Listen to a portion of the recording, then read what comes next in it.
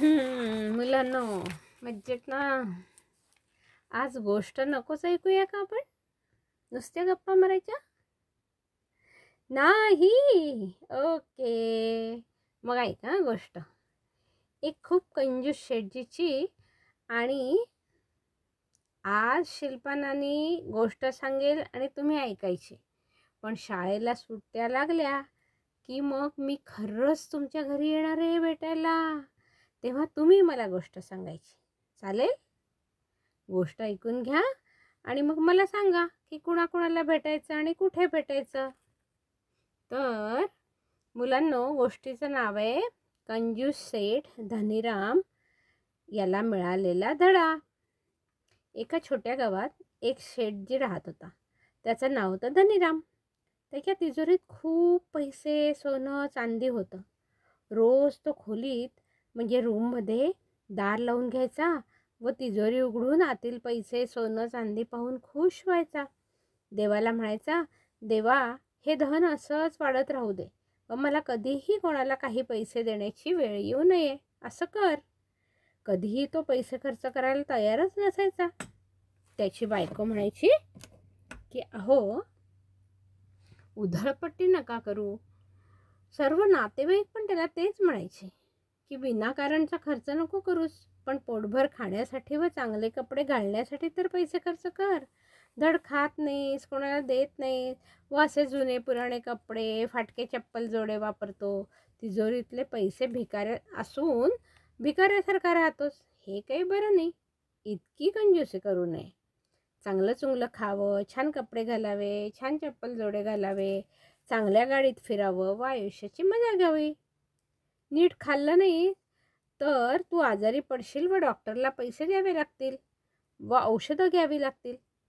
जरूर असेल तिथे पैसे खर्च कर, नसेल तिथे करू नकोस, पण असेल तिथे नक्कीच खर्च कर. पण तो कोणाचाच ऐकायचा नाही धनीराम. आणि एक दिवस काय झालं की त्याच्या मुलाचा बर्थडे म्हणजे वाढदिवस आला. तर शेठजीची बायको म्हणाली की आपण आपल्या मुलाचा वाढदिवस मनवू, म्हणजे बर्थडे सेलिब्रेट करू. आपण कधीच त्याचा वाढदिवस केला नाही आहे. छान बाजारातून म्हणजे मार्केटमधून मला हवं तर मिठाई नका आणून देऊ, पण मी घरीच नारळाच्या, खोबऱ्याच्या वड्या बनवते व त्या त्याच्या मित्रांना खाऊ घालेन. त्यावर शेठजी म्हणाला, काही गरज नाही वाढदिवस बिडदिवस मनवून पैसे वाया घालवण्याची. मुळीच करायचा नाही बर्थडे सेलिब्रेट. पण यावेळी त्याची बायको ऐकेच ना. करायचं म्हणजे करायचं. तुम्ही मला दुकानातून नारळ आणून द्याच म्हणून मागितलं. अखेर शेठजी धनीरामला बाहेर पडावंच लागलं. शेठजी गेले एका दुकानात व दुकानदाराला विचारलं, काय हो, हे नारळ कितीला दिले? काय किंमत आहे नारळाची? तर दुकानदार म्हणाला, अरे वा शेठजी, आज दुकानात काही खरेदी करायला आलात? छान छान, या या. हे नारळ आहे 30 रुपयांना एक. काय, 30 रुपयाला एक? किती महाग. मला 30 रुपयाला 2 नारळ दे. दुकानदार मला नाही जमणार. तरी शेठजी पुन्हा पुन्हा आपलं देणार आहे 30 रुपयाला 2 नारळ. वैतागून दुकानदार म्हणाला, मला नाही परवडत 30ला 2 नारळ हवे तर पुढे जा मार्केटमध्ये, तिथे मिळतील. शेठजी चालत चालत पुढे गेले तर रस्त्याच्या बाजूला एक माणूस थोडीच नारळ घेऊन बसला होता विकायला. शेठजी म्हणाले, काय रे, कसे दिलेत नारळ? तो म्हणाला, 30 रुपयाला 2. त्यावर शेठजी म्हणाले, अरे 30 रुपयाला 3 तरी दे ना. तो नाही नाही म्हणत होता व शेठजी हट्टच धरून बसले. 3 देणारे 30 रुपयाला. त्यावर तो म्हणाला, पुढे जा, तिथे तुम्हाला 30 रुपयाला 4 नारळ मिळतील. शेठजी चालत चालत उन्हात घाम पुसत पुसत आणखी पुढे गेले तर एक माणूस खूप सारे नारळ घेऊन बसला होता. शेठजींना सर्व ओळखत होते लहान गावात. तर तो म्हणाला, या या शेठजी.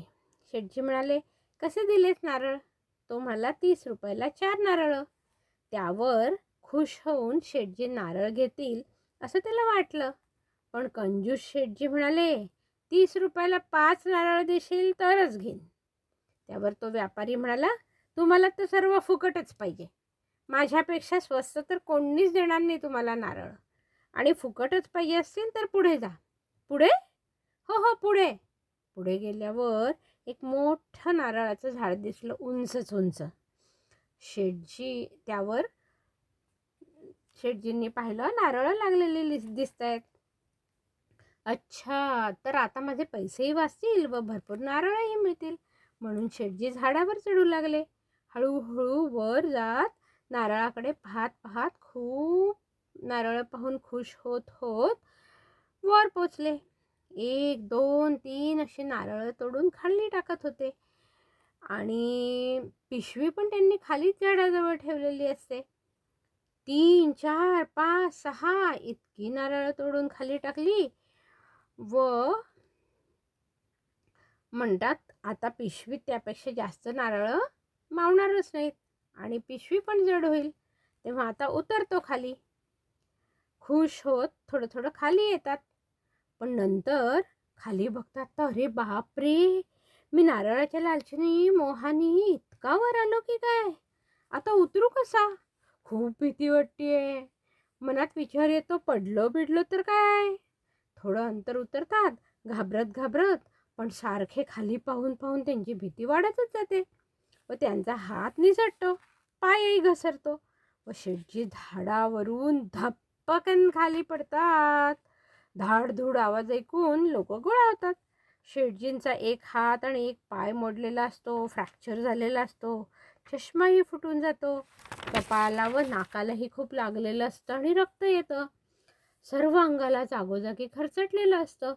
शेठजी खूप विव्हळत ओरडत असतात. खूप दुखत असतं त्यांना. लोक म्हणतात, काय हे शेठजी, तुम्हाला नारळच हवी होती तर दुकानातून घ्यायची ना विकत, अशी कंजूसी करत पैसे वाचवायला गेलात आणि हातपाय मोडून घेतलेत. त्यांना सर्व लोक हॉस्पिटलमध्ये घेऊन जातात डॉक्टरकडे. डॉक्टर त्यांना बँडेज बांधून व प्लास्टर लावून देतात आणि विश्रांती घ्या म्हणून सांगतात. लोक त्यांच्या बायकोलाही बोलावून आणतात. लहानच गाव असतं ना, तर सर्वजण एकमेकांना ओळखत असतात. बायको पण येते. ती तर डोक्याला हात लावते.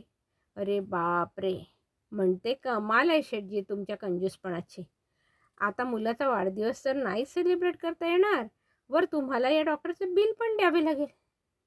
बिल? शेठजी ओरडतात. लोक म्हणतात, मग काय, हॉस्पिटलमध्ये काय फुकट प्लास्टर लावून देणार की काय डॉक्टर? मग डॉक्टरांना विचारतात, किती बिल झालं डॉक्टर? डॉक्टर म्हणतात 3,000 रुपये.